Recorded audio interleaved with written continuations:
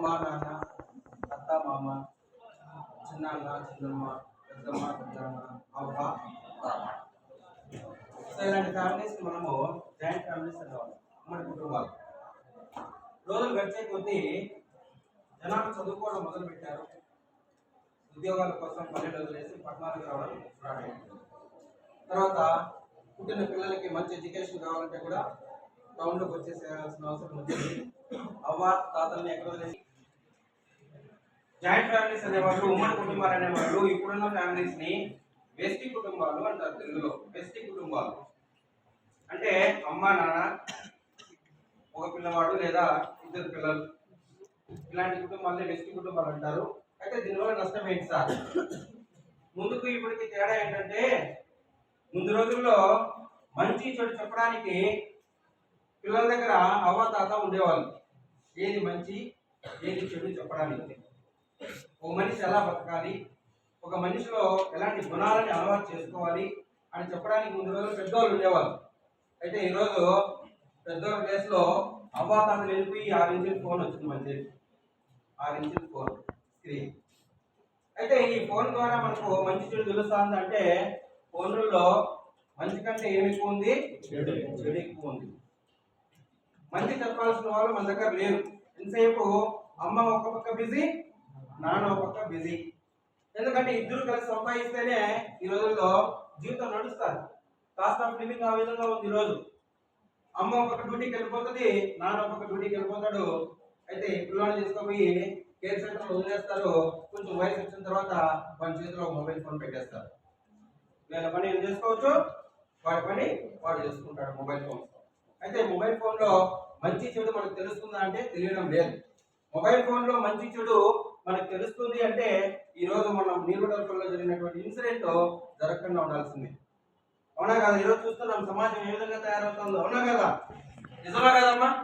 సమాజంలో మంచి చెడు చెప్పే వాళ్ళు మనకు లేకపోతున్నారు. ఇలాంటి సందర్భంలో విద్యతో పాటు అంటే ఎడ్యుకేషన్తో పాటు పిల్లలకి మంచి చెడు కూడా తెలియజేయాల్సిన అవసరం ఉందని గవర్నమెంట్ అవసరాన్ని గుర్తించి మనకు ఐటీఎస్ అనేటువంటి ఒక ప్రోగ్రామ్ ని డిజైన్ చేసి మన ముందుకు తీసుకోవడం వచ్చింది. అయితే ఈ ప్రోగ్రామ్ ని మన మేనేజ్మెంట్ ఎక్సలెంట్ గా దీన్ని ఆర్గనైజ్ చేస్తున్నారు. అంతేకాకుండా సార్ అండ్ మేడమ్స్ గత 4-5 డేస్ నుంచి మీకు ఎక్సలెంట్ గా దీన్ని కంటిన్యూ చేస్తున్నారు. అందుకోసం వీళ్ళందరికీ ఒకసారి గట్టిగా క్లాప్స్ ఇద్దాం.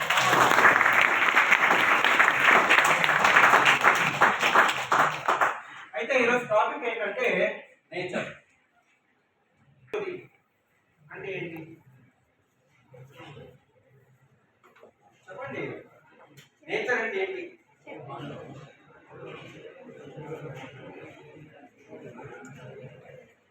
నెంబర్ 1 గాలి, నెంబర్ 2 నీరు, నెంబర్ 3 చెప్పండి భూమి, నెంబర్ 4 అగ్ని, నెంబర్ 5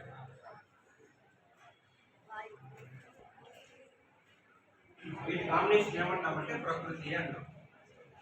గాలి, నీరు, భూమి, అగ్ని, ఆకాశం.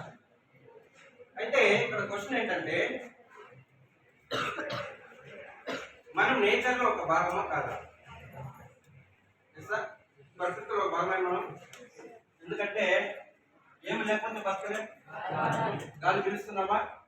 We are part of nature. నీరు కావాల్సిందేనా మన బాడీకి? We are nature. భూమి. సో మనకు వేదాల్లో ఉపనిషత్తుల్లో చెప్పారు. ఏం చెప్పారంటే ఆకాశం అంటే శబ్దం అంట.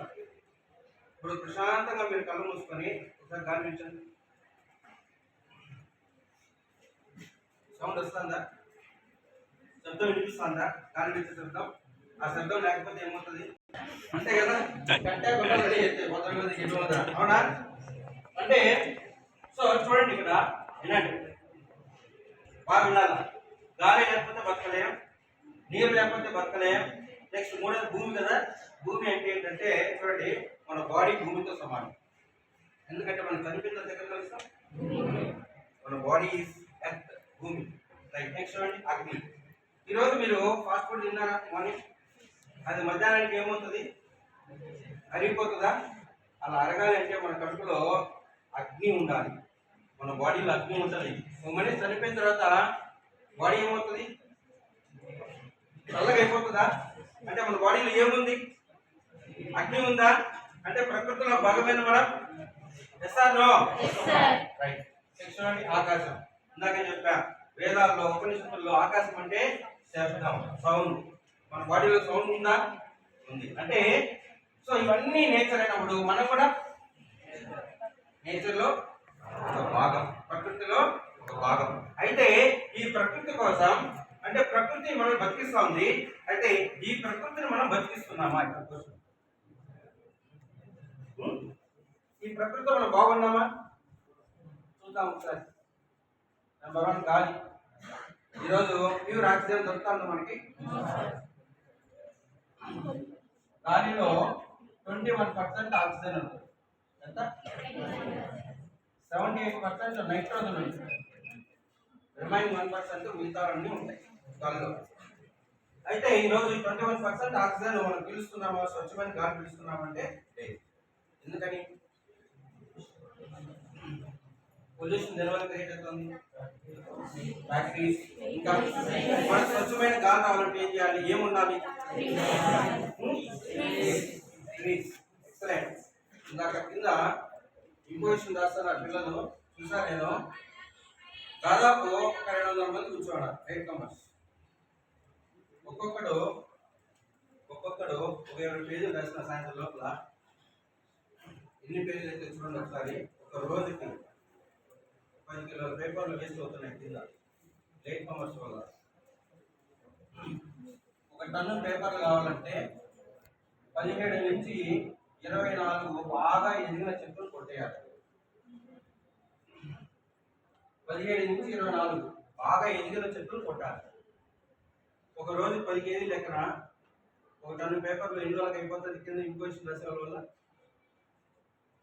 చెప్పండి. రోజు 10 కేజీలు. 1 టన్ అంటే ఎన్ని కిలోలు? 1000 కిలోస్. అంటే 100 రోజులు. ఒక 3 నెలల స్టూడెంట్స్ ఆ విధంగా రేట్లో వస్తే మన వల్ల 17 నుంచి 24 చెట్లు ఊడిపోతాయి. సరే, ఇది పక్కన పెడదాం. చెట్లు అయిపోతే చెట్లు నరికేస్తూ పోతే మన ప్యూర్ ఆక్సిజన్ దొరుకుతుందా? దొరకదు. ఇదొకటి. తర్వాత ప్రపంచంలో రోజు రోజుకి జనాభా పెరిగిపోతున్నారా? జనాభా పెరిగే కొద్దీ జాగాలు కావాలి, మనం ఇల్లు కట్టుకోవాలంటే. మరి జాగా కావాలంటే ఏం చేస్తున్నారు? చెట్లు కొట్టేస్తున్నారు. మరి చెట్లు కొట్టేస్తే గాలి మనం అలవాటు చేసుకోవాలి. ఏం అలవాటు చేసుకోవాలి? చెట్లు పెంచడం అలవాటు చేసుకోవాలి. ఈరోజు మనం స్వచ్ఛమైన గాలి దొరకడం లేదు. రాబోయే రోజుల్లో జియో వాడు మదనపల్లిలో ఏం చేస్తాడంటే ఆక్సిజన్ స్టేషన్ పెట్టాడు. మనందరం వెనకాల సిలిండర్లు వేసుకొని పోతాం, వాటికి కిలో కొనుక్కొని 100 బట్టి ఇంట్లో దింపుకుంటాము. సిలిండర్ 100 రూపాయలకి ఆక్సిజన్ పెట్టేస్తాడు. ఇంకో పెట్టుకొని పోతా ఉంటారు. ఆ రోజులు వస్తాయి. ఏమి లేకపోతే వస్తారు ఆ రోజు. కాబట్టి మనం ఏం చేయాలన్నా, చెట్లు నాటాలి. ప్యూర్ ఆక్సిజన్ కావాలి. చూడండి, 1,00,000 రూపాయలు పెట్టి బండి కొన్నాం, పెట్రోల్ పోయొద్దు.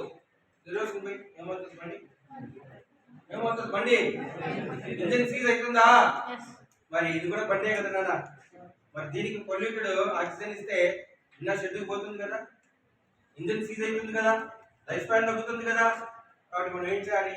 మొక్కలను పెంచాలి. మనకు అలవాటు. ఏదైనా ఫ్రెండ్ బర్త్డే అయితే కేకులు తీసుకుపోతాం, మనకి గిఫ్ట్ తీసుకుపోతాం. వద్ద నుంచి ఒక చెట్టు తీసుకెళ్ళి గిఫ్ట్గా ఇవ్వండి. మన లైఫ్ స్పాన్ పెంచుకుందాం. అర్థమవుతుందా? మన లైఫ్ స్పాన్ పెంచుకుందాం. నీ బర్త్డేనా ప్రతి సంవత్సరం బర్త్డేకి ఒక మొక్కను నాటి. అర్థమవుతుందా?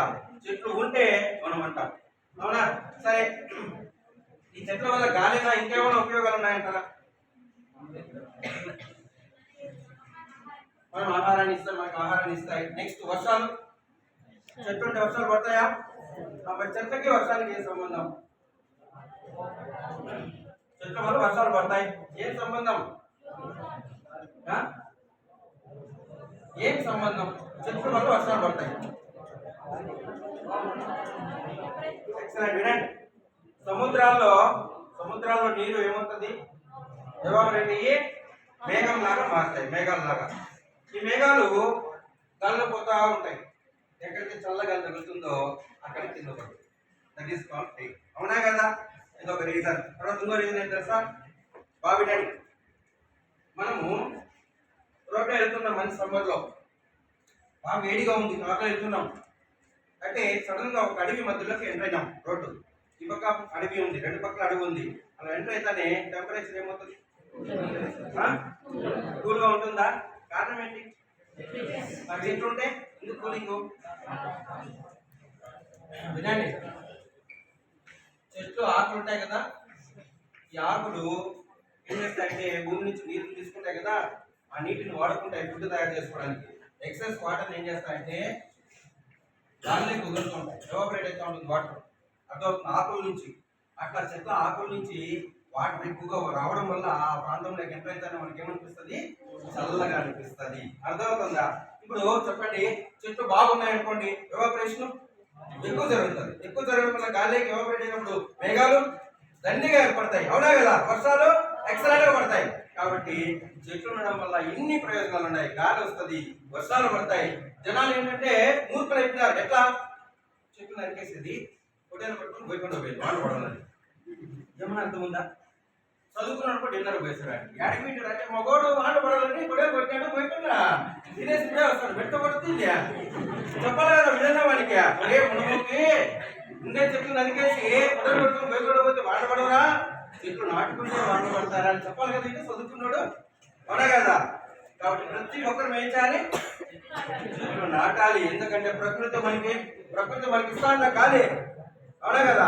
ప్రకృతికి మనం ఏమి ఇస్తామో అదే మనకు వస్తుంది. చెట్లు బాగా నాటామనుకోండి, స్వచ్ఛమైన గాలి దొరుకుతుంది. చెట్లు లేకపోతే జియో వాడు మదనపల్లిలో 4 స్టేషన్లో పనిచేస్తాడు దగ్గరలో, అవునా కదా? ఎస్ఆర్ నో చూద్దాం నీ విషయంలో ఏం జరుగుతుంది. వాటర్ని విపరీతంగా మనం ఏం చేస్తున్నాం తెలుసా? ఫస్ట్ యూజ్ చేస్తాం, విపరీతంగా యూజ్ చేస్తున్నాం. భూగర్భంలో జలాలు ఏమవుతున్నాయంటే తగ్గిపోతున్నాయి. ముందు రోజుల్లో ఉన్నంత వ్యవసాయం కాదు. సో వాటర్ అనేది రోజు రోజుకి ఏమవుతుంది?